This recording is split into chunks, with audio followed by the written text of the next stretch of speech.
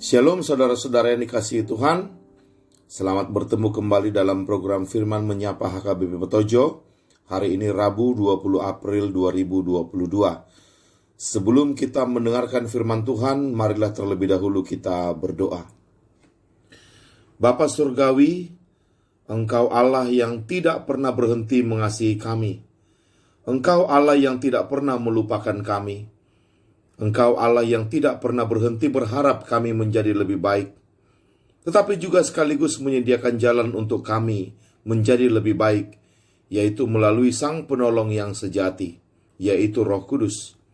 Saat ini kami datang memohon Roh-Mu ya Bapa, memberi pada kami kesanggupan untuk bisa memahami, mencerna dan menyerap isi dari pesan firman Tuhan sampai masuk ke dalam hati kami dan mengubah kami.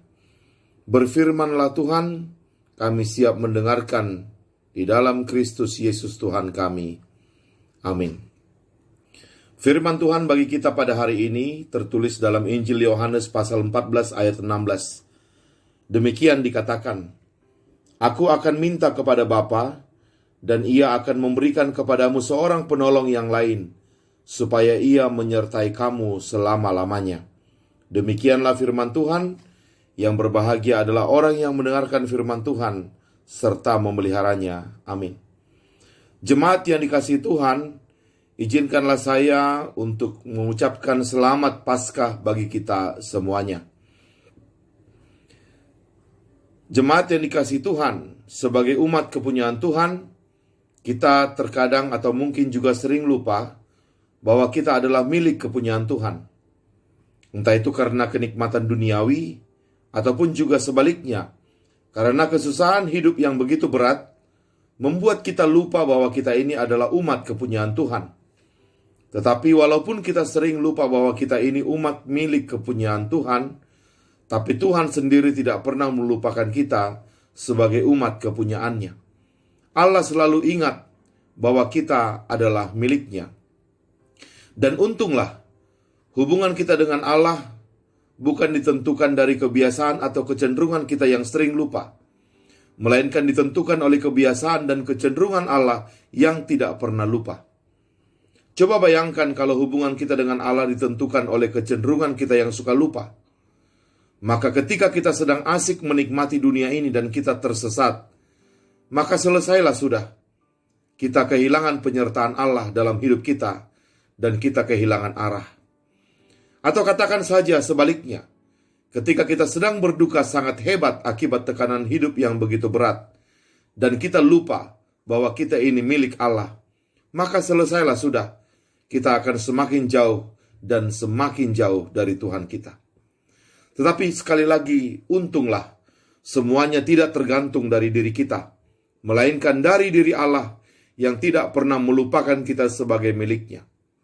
Dan salah satu bukti bahwa Tuhan tidak pernah melupakan kita adalah janji Tuhan Yesus kepada murid-muridnya dan juga kepada kita saat ini, bahwa kalaupun nanti Dia akan pergi kembali kepada Bapa, maka Yesus akan meminta kepada Bapa supaya Bapa mengutus Roh Kudus untuk menyertai kita selama-lamanya.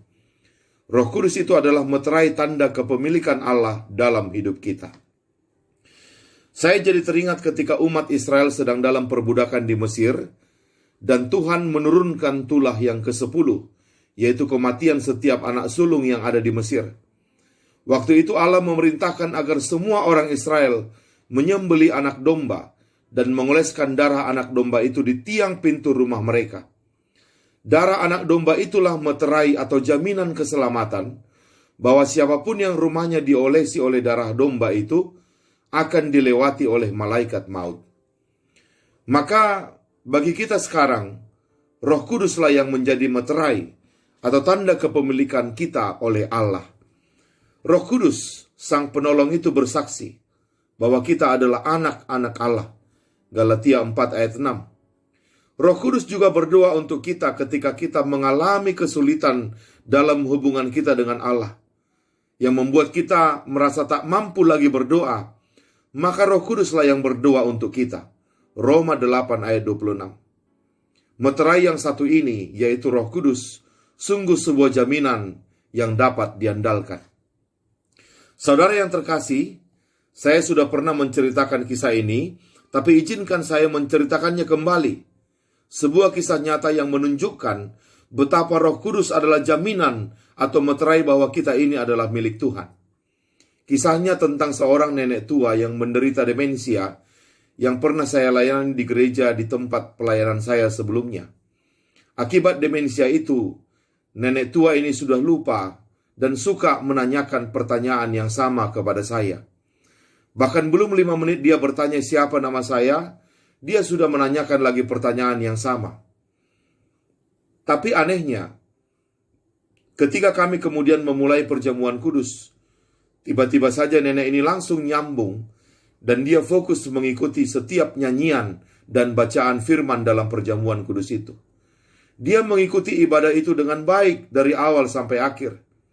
Ini membuat saya sangat heran, tapi sekaligus di dalam hati saya seperti disadarkan Tuhan bahwa ia bisa melupakan semua hal, tetapi Tuhannya tak pernah melupakannya. Dan itu adalah akibat penyertaan Roh Kudus di dalam hidupnya. Dari sini saya diajarkan bahwa sekalipun kelemahan manusia membuat ia dapat melupakan segalanya, tetapi yang terutama dan terpenting adalah Tuhannya tidak pernah melupakannya. Dia sudah dimeteraikan oleh Roh Kudus, Sang Penolong yang dijanjikan Kristus itu. Jadi ingatlah saudaraku, Tuhan tidak pernah melupakan kita.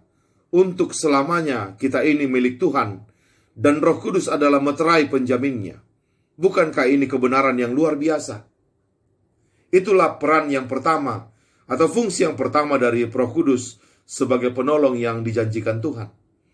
Dan yang kedua, selain sebagai meterai penjamin bahwa kita ini adalah milik Allah, Roh Kudus Sang Penolong itu juga sebagai down payment, atau istilah kita sekarang panjar, dari semua janji Allah yang akan dikaruniakan kepada kita. Rasul Paulus berkata di 2 Korintus 1 ayat 22, Roh Kudus di dalam hati kita sebagai jaminan dari semua yang telah disediakan untuk kita. Jadi janji Tuhan itu memang masih kita nantikan.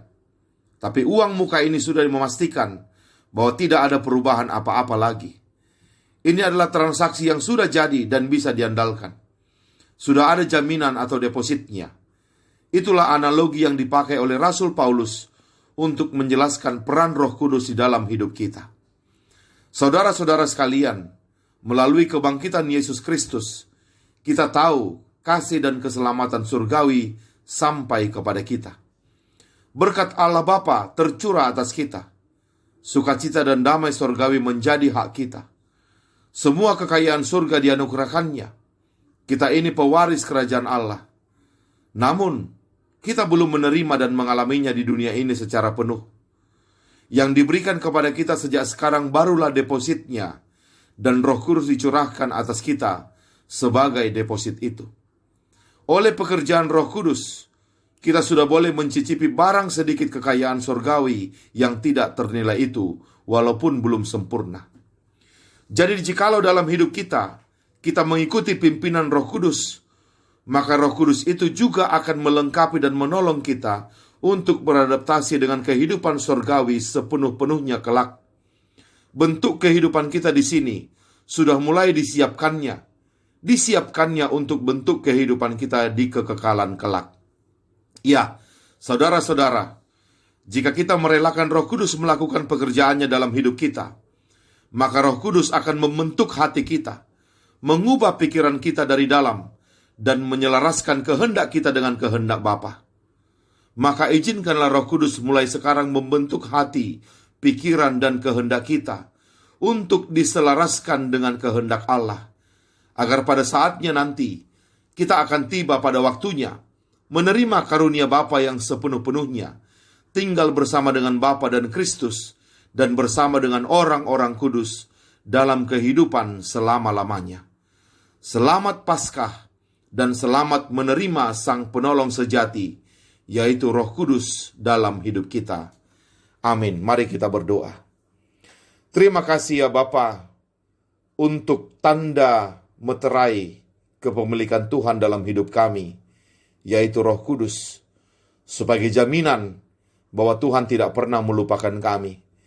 Dan Roh Kudus itu juga menjadi jaminan atau deposit atau down payment bahwa karunia yang Tuhan janjikan kelak adalah sebuah karunia yang tidak akan berubah lagi.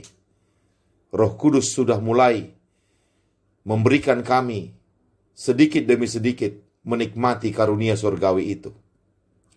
Maka biarlah Bapa, Roh Kudus menuntun hidup kami, mengubah hati kami, menyelaraskan kehendak kami dengan kehendak-Mu, agar keselamatan yang sudah kami dapatkan melalui kebangkitan Tuhan Yesus Kristus tidak lagi hilang dari kami. Tapi sebaliknya, dengan tuntunan Roh Kudus, kami akan tetap mengerjakan keselamatan itu sampai pada saatnya nanti. Kami akan menerima kemuliaan Bapa, karunia Bapa yang kekal, yaitu kehidupan kekal bersama dengan Bapa, Yesus Kristus dan orang-orang kudus-Mu. Terima kasih untuk keselamatan melalui kematian dan kebangkitan anak-Mu. Dan biarlah keselamatan itu kami kerjakan dalam kehidupan kami bersama dengan Roh Kudus. Dalam nama Yesus Kristus kami berdoa. Amin. Selamat beraktivitas, Tuhan Yesus memberkati. Shalom.